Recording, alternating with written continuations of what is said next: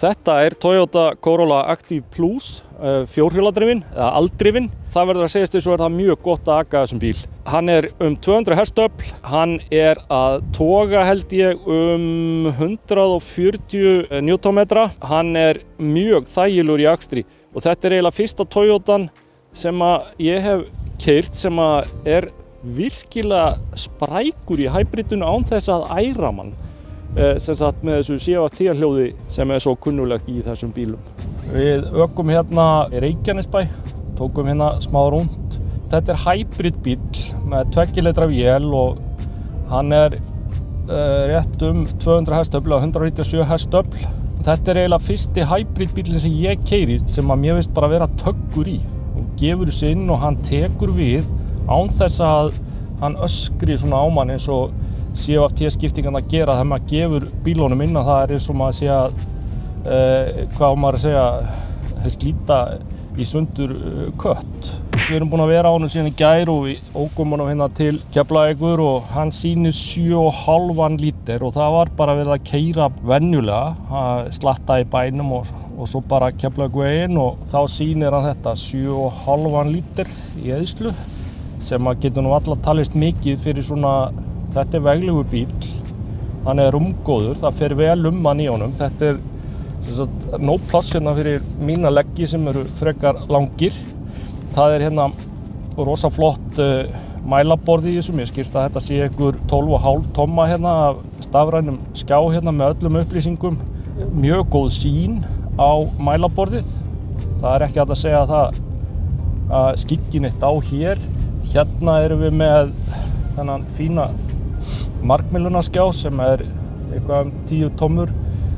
Hann hefur svona skánað frá fyrirgerðum af Toyotunni, þeir að taka sig á en hérna í rauninni bara útvarp, tenging fyrir síma, það engin svona heimaskjár eins og á til dæmis Volkswagen bílunum og þetta nær ekki þeirri tækni sem þar Að öðru leyti að þá þetta bara Toyota, hann solid og hann með mjög flott efnisval hérna. Ég gef ekkert skipti með engu máli þó að sé ekki hérna eitthvað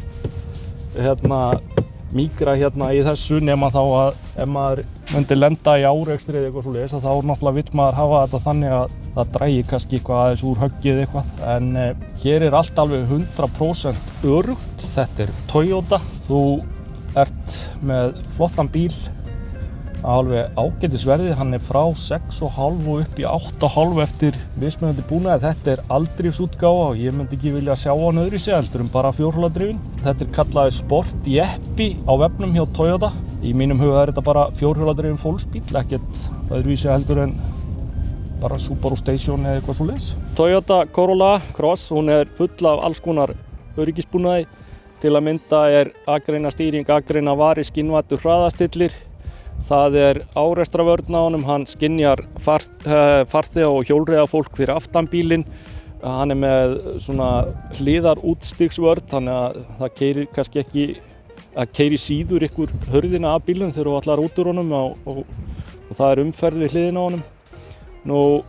Annars sniðugt að hann skynjar pakka og pinkla og jafnvel barn í aftursætinu þannig að þú gleymir ekki neinu þar og það sem meira að hann með 3 mismunandi akstursmót, hann með normal, eco og sport og þessi bíl þannig úr garði gerður að þú getur ekið honum líka á rafmagninu einu saman og sett hann í svokallaðan EV-mót. Þægindin í þessum bíl ég hef ekkert yfir þeim að kvarta. Það mjög gott að sita hérna í sætunum. Ég myndi segja að þau gætu haldið betur við en það mjög bakstuðningur í þessu sæti með þessa rafdrifin hérna.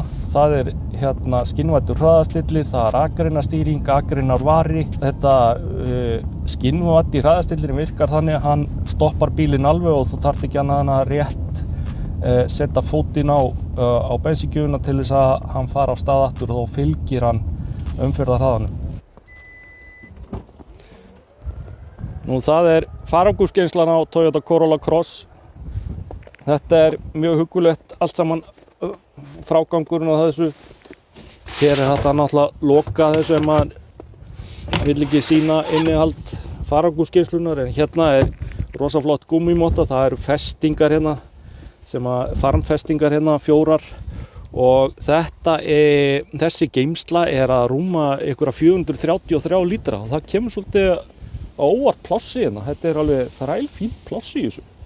Þetta bara næstum því eins og í Toyota BZ4X eða Subaru Solterra bílnum. En þetta náttúrulega minna plássheldur en í hérna ID4 og einhvern svoleiðis bílum. En þetta stærra farangursrými heldur en í Hyundai Kona. Hann rafdrifinn þessi hleri hérna.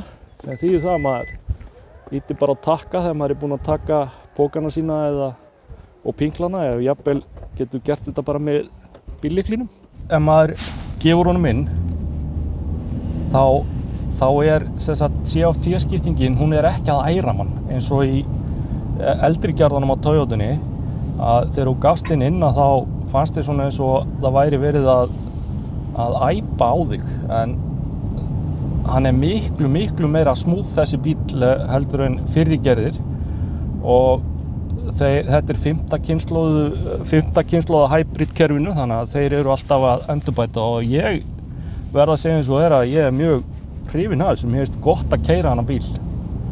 Hann sérlega mjúkur, hann með gorma framan og spynnufjöruna aftan og hann fer rosalega vel með mann á vegi. Náttúrulega ekki keyrt hann í einhverjum hólum eða á ósléttu yfirborði, en hann bara temmilega stífur, stýrið á honum alveg ágætt og ég segi bara að þessi Toyota, þetta svona fyrsti bíli af Toyota sem mér finnst virkilega skemmtilegt að keyra. Það bara gaman að keyra hana bíl og það kannski vegna þess að maður hefur verið að prófa svo mikið af rafmagnsbílum sem eru svona svolítið miklu hlungar, en maður finnur smá svona karaktereinkenni bíls í þessu og hérna já, hann tekur skemmtilega við og já, alveg ljómandi bíl. Það eina sem ég get fundið að þessu bíl, ef við berum hann saman við samkeppnina, þá náttúrulega það ekki sama tæknistig í hérna markmiðlunarskjánum á þessum bíl og í samkeppninni, en það kannski bara það eina, það svipað pláss í þessum bíl eins og í Volkswagen T-Roc og Hyundai Kona. Meira þess að myndi ég segja að það væri kannski örlítið rýmri hann hérna heldur en í Hyundai Kona, en þetta eru bílar sem í samkeppni. Jæja, heyriði mig sko, þetta bara alveg ágætt. Hérna fer bara alveg þrælvel mig, þennan lappalanga náunga sem ég Nú, það alveg, sætin eru bara þrælhá, maður kemur hérna fótunum alveg vel hérna undir og sætin eru halda alveg ágætlega við hérna aftursætin, þau eru ekkert sérlega stór, það smá bíl hérna, ég var að segja eins og að þetta kemur bara virkilega óvart, það nóg pláss hérna. Nú hérna eru 2 USB-C tengi og það bara fínt að hafa straum hérna í græjurnar sínar fyrir börnin eða fyrir þá sem að sitja hér aftur. Það eru Isofix festingar fyrir barnastólana. Reyndar eru þeir orðnir mjög stórir, þannig að spurning hversu mikið pláss hérna fyrir stóran stól, en ég held að það sé örugglega hægt að stilla það á þann veg að það fari ekki illa ökumanninn, eða allavega þá myndi maður kannski bara láta hann vera hérna megin ef því var að skipta, það væri eitthvað aðeins þröngt.